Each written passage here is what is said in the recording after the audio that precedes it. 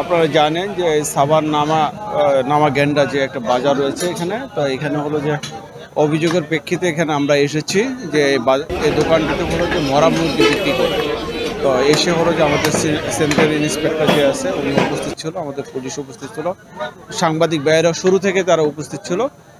তাদের সম্মুখে হলো যে জিনিসটা অভিযোগটা যে মরা মুরগি বিক্রি করে সেটা সত্যতা মিলেছে এবং হলো যে অপরাধ করেছে সে অপরাধ স্বীকার করেছে।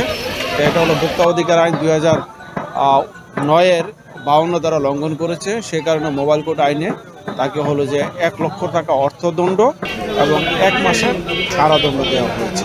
তো এর মাধ্যমে আমরা মেসেজ দিতে চাই সাভারবাসীকে, যদি এই ধরনের অপরাধ কেউ করে যে মানুষের জীবনের বিপন্ন হয়, এই ধরনের কোনো পণ্য বিক্রি করে অথবা খাদ্য বিক্রি করে যদি হয়, তাদেরকে আমরা মোবাইল কোর্টের মাধ্যমে এবং অন্য হলো আইনের মাধ্যমে তাদেরকে আমরা শাস্তি নিশ্চিত করতে চাই।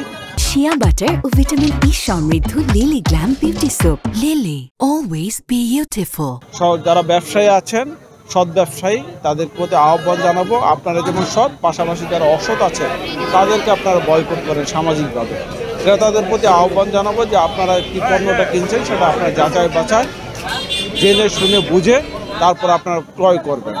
কারণ হলো যে দেখা যাচ্ছে আজকে যে ঘটনাটা ঘটছে, সেইগুলো যদি ঘটতে থাকে মানুষের হলো যে স্বাস্থ্যের জন্য অত্যন্ত একটা ঝুঁকিপূর্ণ। সেই কারণে আমার আহ্বান এই ধরনের কাজ থেকে মানুষ যাতে বিরত থাকে এবং অসৎ ব্যবসায়ী তারাও যাতে হলো যে বিরত থাকে, সেটা আমি আহ্বান জানাচ্ছি।